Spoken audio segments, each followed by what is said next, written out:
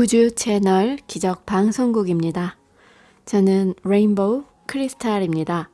오늘은 2020년 9월 17일 목요일입니다. 행복을 돕는 수면, 잠은 우리의 건전지를 재충전하는 자연적인 방법입니다. 충분한 수면을 취하면 심신의 컨디션이 훨씬 좋아진다는 걸 누구나 알지만 대부분의 사람들에게 하루에 8시간 자느냐 물으면 코웃음을 칩니다. 그럴 시간이 어디 있느냐는 것입니다. 심야 토크쇼도 봐야 하고 청구서도 지불해야 하고 아이도 돌봐야 하고 그 밖에 걱정해야 할 문제가 산더미라고. 포천 500대 기업의 컨설턴트로 일하던 시절 나는 사람들이 마치 콘테스트라도 되는 양 자신의 수면 시간에 대해 말하는 것을 듣고 놀라곤 했습니다. 한 중역이 저는 하루에 5시간 자면서 견디죠 라고 말하면 그의 동료 간부는 그래요? 나는 4시간 이상 자는 날이 없는데 라고 말했다. 잠을 적게 잘수록 성공의 문턱에 가까워진다고 생각하는 것이다.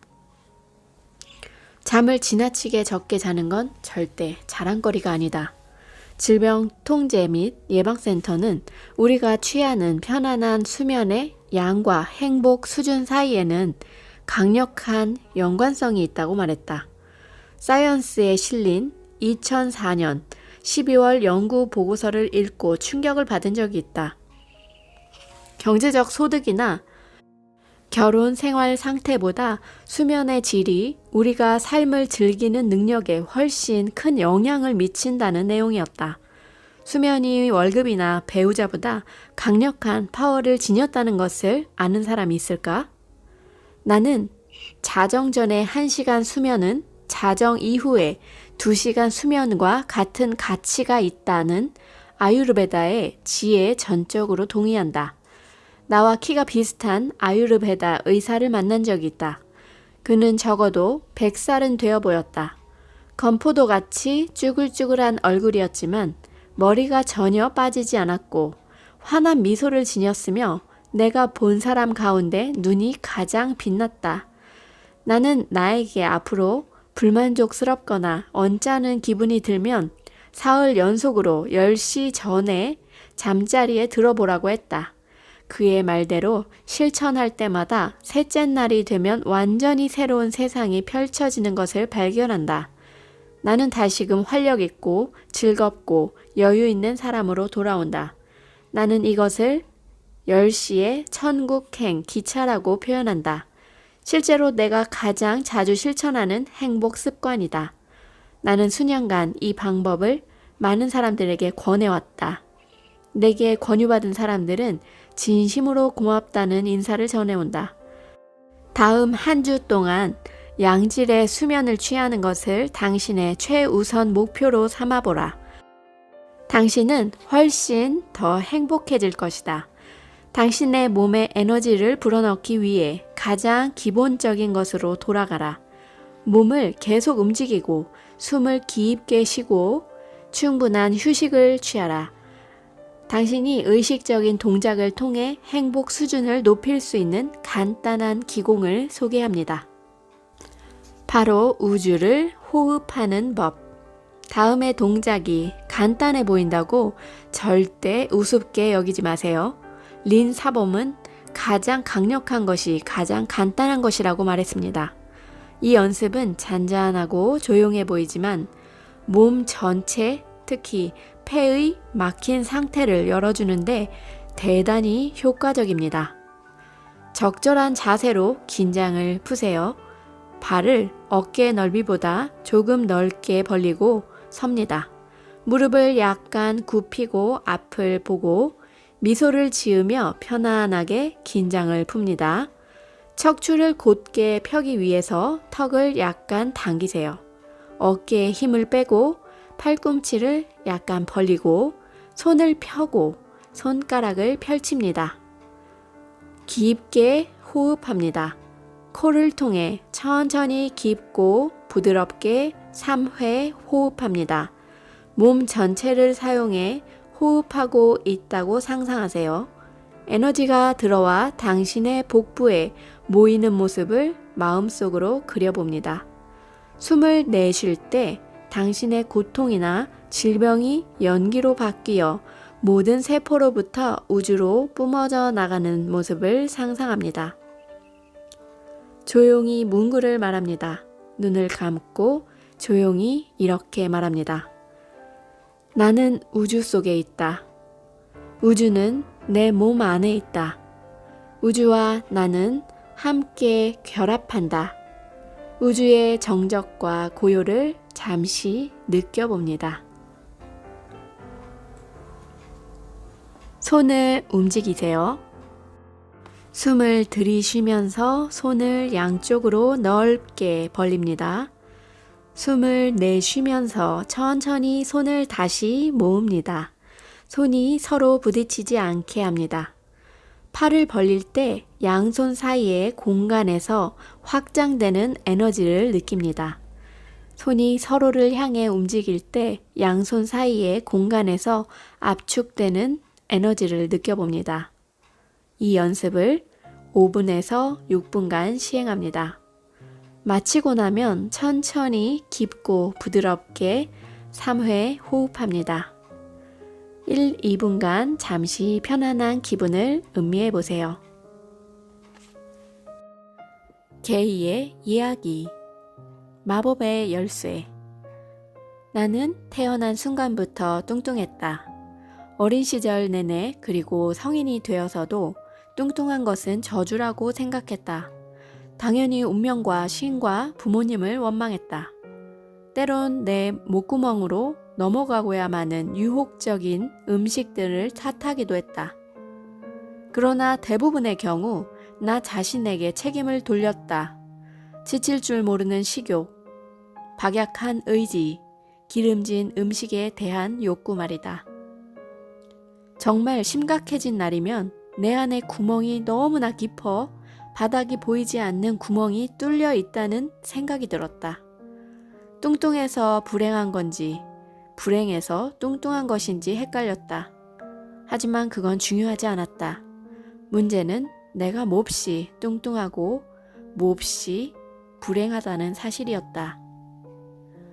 20대 중반이 된 어느 날, 하루는 대학원 심리학 실습 중에 조지라는 친구가 내 눈을 보며 물었다. 내 체중이 왜 그런 거니? 나는 너무나 당황해서 더듬거리며 물었다. 그게 무슨 뜻이야? 그는 다시 물었다. 그러니까 왜 뚱뚱한 거냐고. 그렇게 젊은 나이에 왜 스스로를 죽여가느냐고.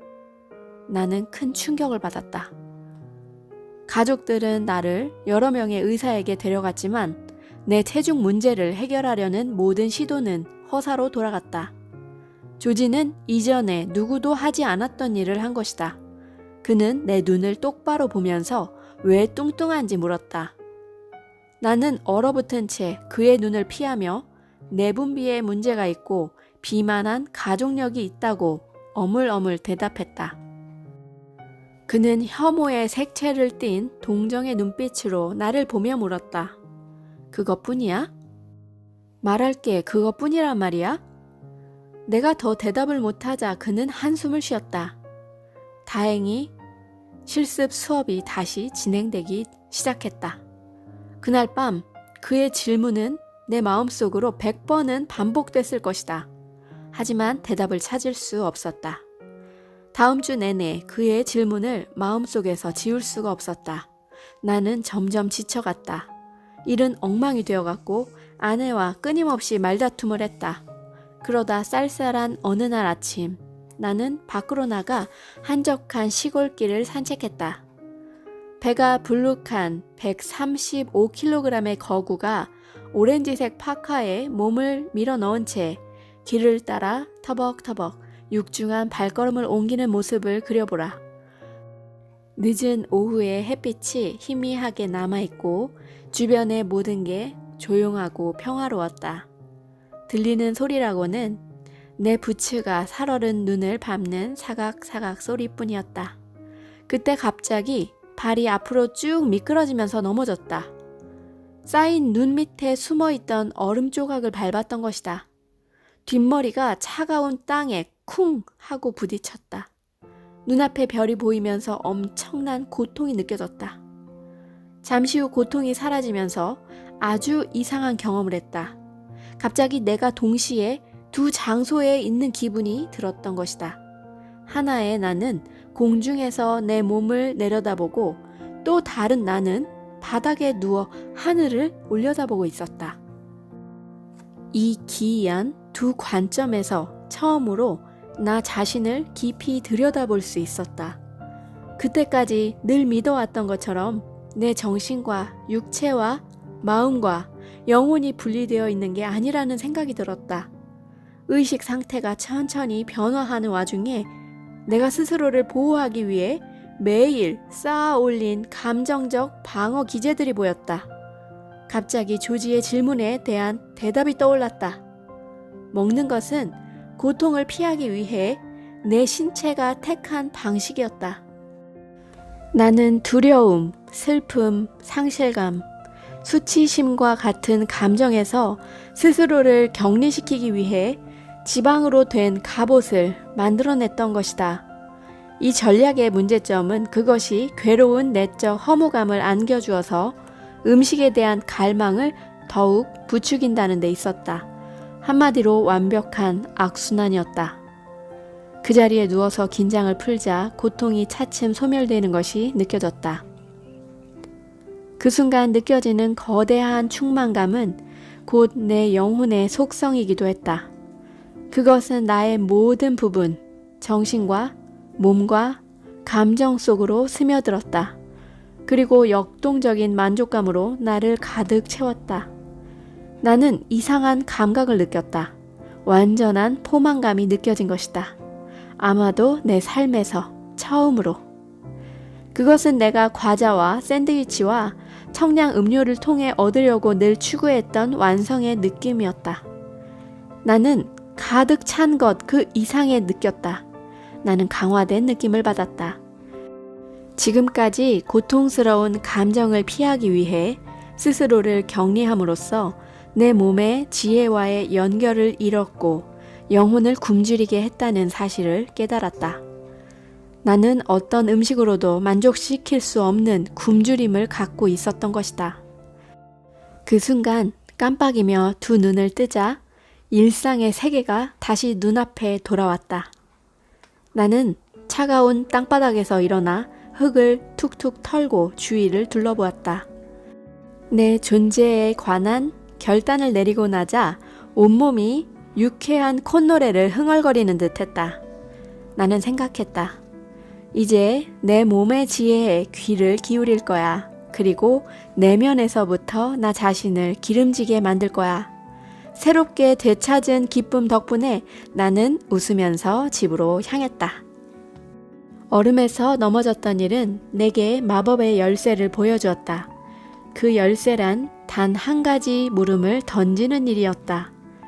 어떤 행동이든 나는 그것을 하기 전에 내 몸의 내적 지혜에게 다가가 묻는다. 이것이 나에게 정말 바람직한가? 나는 블루베리를 입안에 넣고 천천히 씹는다. 정말로 맛있다.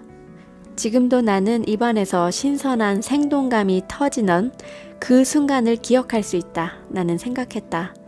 나에게 정말 바람직한 것이라면 다른 것들도 이렇게 맛있을까? 나는 블루베리를 하나 더 집었다. 그러나 첫 번째 것이 맛있다는 이유만으로 그것을 먹으려고 했다는 생각이 들어 잠시 멈추었다. 자신에게 다시 물었다. 이 두 번째 블루베리도 나에게 정말 바람직한 것인가? 내 몸이 그래 라고 대답하자 나는 블루베리를 입안에 넣었다. 네 번째 물음에 내 몸은 아니 라고 대답했다. 그래서 내 새로운 삶이 시작되는 첫날 아침에 아침 식사로 블루베리 3개까지 먹었다. 기분이 너무 좋았다. 1시간 뒤에 배가 고파지자 나는 그 과정을 되풀이했다. 그것은 마법이었다. 위장뿐만 아니라 내 존재의 모든 부분이 충만함을 느꼈다. 마법의 열쇠는 내 삶을 놀라울 만큼 간단하게 만들어 주었다. 그것은 어떤 음식을 먹어야 하는지, 언제 산책을 해야 하는지, 언제 불을 끄고 잠자리에 들어야 하는지 알려주었다. 또한 어떤 친구를 멀리해야 하는지, 어떤 친구와 계속 사귀어야 하는지, 훌륭한 경력을 쌓기 위해서 어떤 변화가 필요한지도 알려주었다. 나는 선택이 필요할 때마다 마법의 열쇠를 사용했다. 그리고 그것은 언제나 효과를 발휘했다. 감사합니다. 우리 우주님들과 함께 읽어본 Happy for no reason, 이유 없이 행복하라의 게이 핸드릭스의 이야기였습니다. 사랑합니다.